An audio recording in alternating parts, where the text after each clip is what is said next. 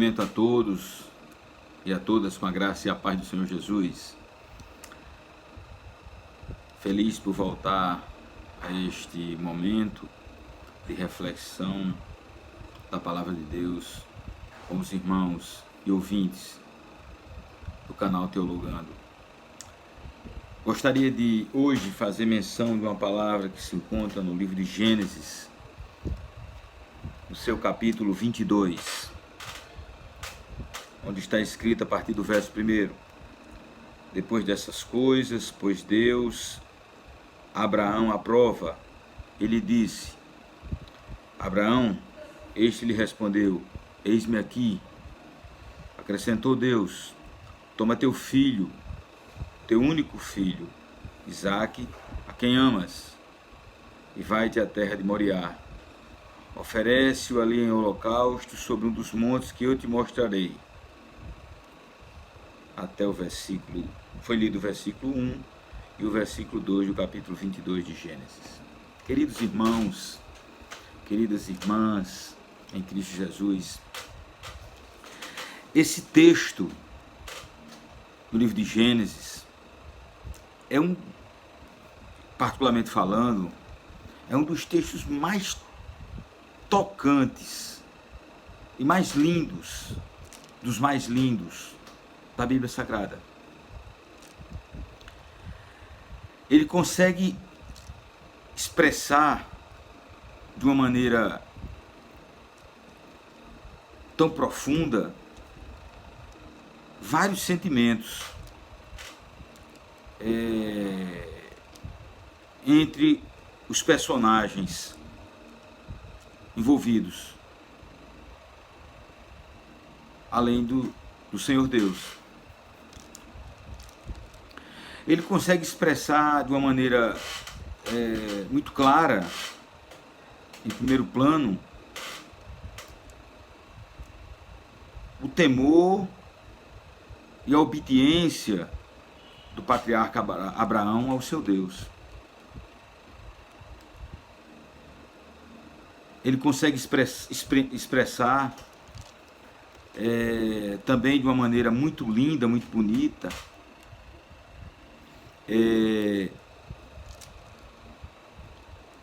o temor e a obediência de Isaque ao seu pai, Abraão. E ele expressa também a providência, a provisão de Deus àqueles que lhe são fiéis. E eu gostaria de refletir com você alguns aspectos dessa trajetória que vai do versículo 1 até o versículo 14, né? Até o versículo 14. Veja bem, Abraão era um homem velho. Costuma-se dizer, em algumas notas de rodapé, que Abraão já estava na aurora de sua vida. E Abraão foi agraciado, contemplado, premiado por Deus com um filho, numa condição extremamente extraordinária. Abraão sendo um homem velho, sua esposa já sendo uma mulher velha, ele com 100 anos, sua esposa com 90 anos, ela, além disso, estéril. Então não havia mais perspectiva humana para que Abraão pudesse ter descendência, uma descendência legítima. Mas Deus apareceu para ele ainda, quando esse homem era mais novo, quando esse homem tinha 75 anos, e lhe fez ali uma promessa. Percebam que passaram-se 25 anos. É um tempo demasiadamente longo,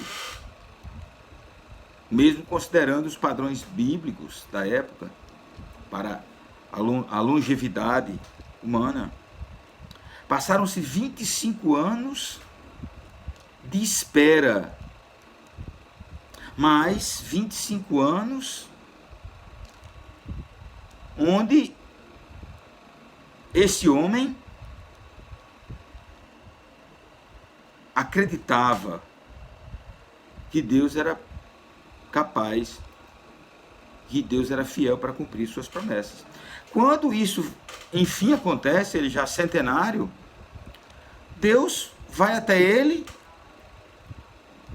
e lhe dá uma ordenança: sacrifica teu filho num lugar que eu vou te mostrar, teu filho, a quem tu amas. A palavra diz, a partir do versículo 3, que levantou-se Abraão de madrugada, fez seus preparativos, preparou o jumento, preparou a lenha, chamou 2 servos, tomou Isaac e seguiu na direção de Moriá. Eu fico imaginando quantos pensamentos vieram à cabeça deste homem nessa trajetória de alguns dias de caminhada até chegar ao destino que Deus havia lhe apontado. Eu fico imaginando Abraão dizendo consigo mesmo: eu não estou entendendo esse pedido de Deus, porque Deus não é Deus de sacrifícios humanos. Quem faz sacrifícios humanos são os deuses pagãos de outros povos. Não consta Deus ter pedido nenhum sacrifício humano. Um outro pensamento que, uma conjectura livre nós podemos fazer é: por que será que Deus me deu esse filho? Se ele tinha o propósito de sacrificá-lo mais adiante. São perguntas muito pertinentes e muito fortes a serem feitas, mesmo por aquele que a Bíblia chama de o pai da nossa fé. Mas o fato é, meus amados irmãos, amadas irmãs, é que Abraão continuou na sua caminhada. E um dos momentos adiante, mais tocantes, que no meu coração fala alto, clama alto, é quando, chegando no lugar que havia sido indicado pelo Senhor, Isaac volta para seu pai, aqui no versículo 7, ele diz: meu pai, respondeu Abraão, eis-me aqui, meu filho. Perguntou-lhe Isaac: aqui está o fogo, aqui está a lenha, mas onde está o cordeiro para o holocausto?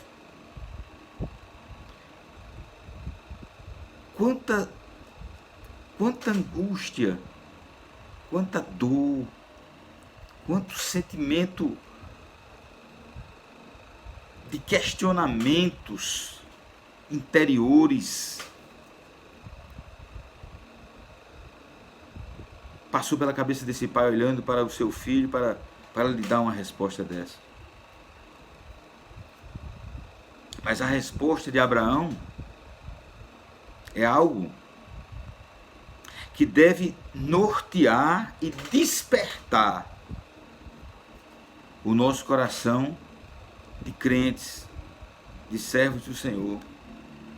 Que quando estivermos diante de problemas insolúveis, quando estivermos diante de problemas que nós não temos a solução, onde nós não conseguimos enxergar a luz do outro lado, a luz do fim do túnel, como costumamos dizer, como estivermos diante de problemas muito difíceis que estão além da nossa capacidade de resolução, nós precisamos ter a convicção, a fé dentro do nosso coração, que houve no coração de Abraão nesse momento, quando ele disse: meu filho,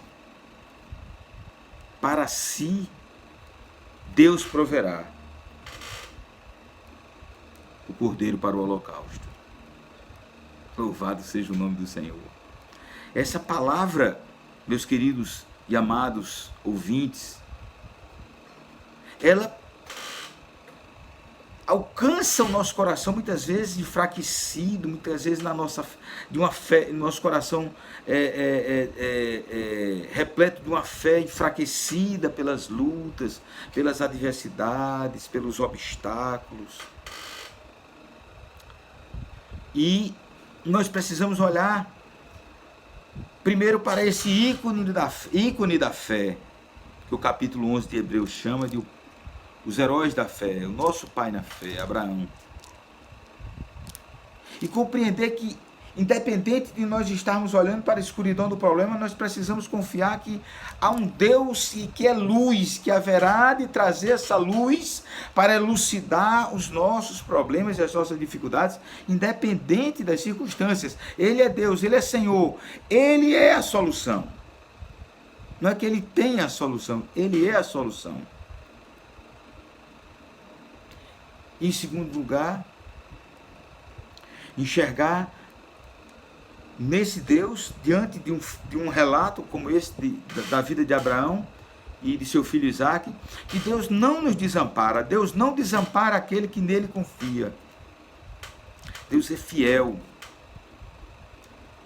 Deus, ele é galardoador daqueles que o buscam. Deus, ele é aquele que verdadeiramente zela pelos seus. Ele conhece as nossas dificuldades, Ele conhece as nossas limitações, mas Ele não nos abandona no deserto. Ele não nos deixa sozinhos no deserto. Ele é aquele que chega com a solução, com a provisão, com a providência no tempo dele, e o tempo dele é o tempo certo, é o tempo necessário. Era o momento necessário, embora muitas vezes estejamos desgastados pela espera, pelas lutas, mas quando o Senhor chega com a provisão, com a providência, tudo se acalma, tudo é resolvido. E aí a continuidade, o desfecho dessa história, ele é maravilhoso. Abraão leva a cabo, leva adiante a determinação de Deus para a sua vida, mesmo que aquilo parecesse, veja, eu não estou dizendo que era, mas estou dizendo mesmo que parecesse aos olhos dele, ou os olhos de qualquer um outro que estivesse a observar aquela cena absurda, mas ele leva a cabo aquilo. Ele amarra, ele prepara o altar, ele põe a lenha,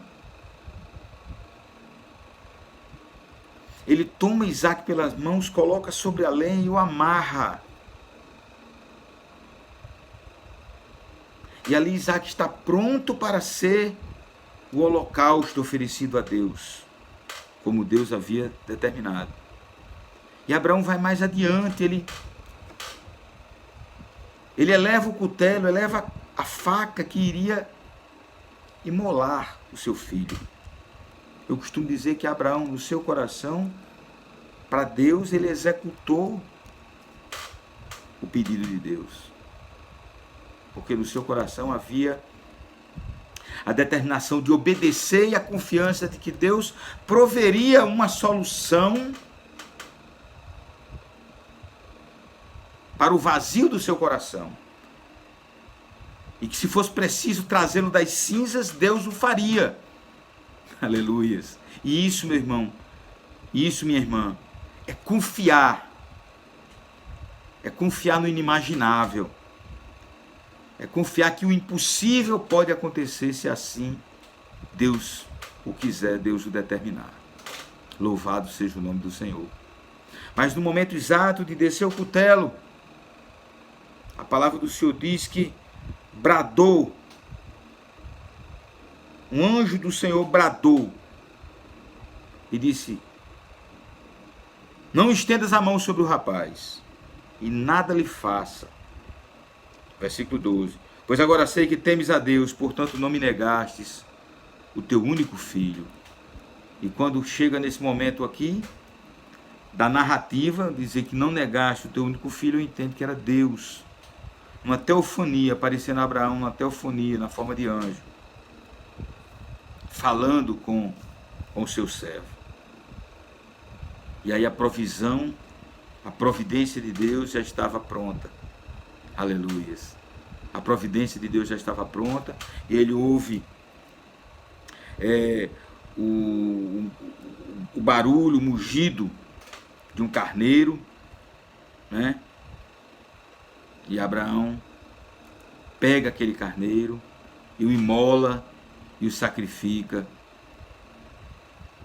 em sacrifício ao Deus Todo-Poderoso.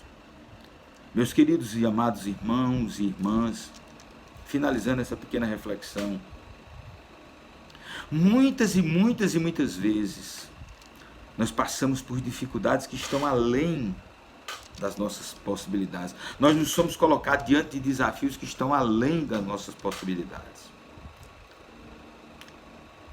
Mais uma lição nós extraímos desse texto. É preciso que nós sejamos servos obedientes e, acima de tudo, tenhamos fé, convicção, confiança naquilo que o Senhor tem falado, exigido, requerido dos seus servos. Porque quando assim andamos, por maiores que sejam as dificuldades, os obstáculos e as lutas, haverá da parte de Deus uma provisão para mim e para a sua vida, porque Ele é um Deus fiel, Ele é um Deus de providências. Louvado seja o nome do Senhor. Eu me despeço, rogando a Deus que essa palavra encontre lugar em nossos corações. Fiquem todos na paz do Senhor. Amém.